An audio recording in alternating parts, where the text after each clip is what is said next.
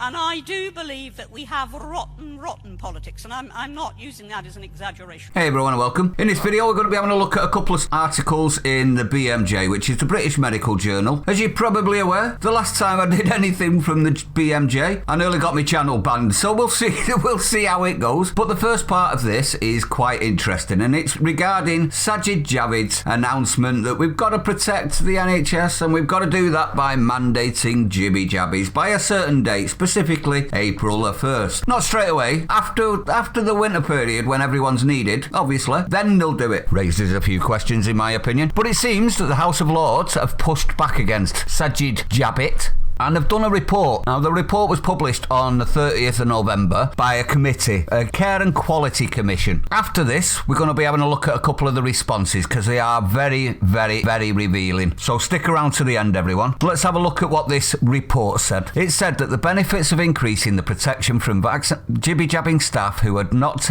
yet taken up offers of the jab may be marginal, and that the government had failed to publish any contingency plans on how it would cope with the loss of staff who do not want the jibby jabber. The report said that of the 208,000 NHS staff who weren't currently jibby jabby, they estimated 54,000, that's 26%, would take up the jibby jabby under the law, so would be coerced into it effectively, and 126,000, approximately 61%, would leave their job, hopefully forcing them to sack them in the process so that they can have them for unfair dismissal. If any NHS staff are in this bracket, I would suggest that's what you do. Given the legislation, they continued, is anticipated to cause £270 million, that's your money by the way everyone, in additional recruitment and training costs and major disruption to the health and care provision at the end of the grace period, very strong evidence should be provided to support this policy choice. The Department for Health and Social Care has not provided such evidence, it said. So as you can see, they're pushing back against this, and rightly so. It seems that there's no evidence that this would actually do anything, and that if there's no evidence, the Lords wouldn't back it, which effectively makes it dead in the water, does it not? So you make of that of what you will, but in my honest opinion, it feels like it's threat only. But we'll have a look at what the response are, shall we? This is from a retired GP, family therapist, and a safeguarding lead from Cumbria, Venetia Young. Now, she's got quite a few letters after her name, so she's a reputable medical professional, and she says this: Dear editor, thank you for printing this article and the evidence-based response by Joanna Moncrief et al. There is much more to the issue than to simply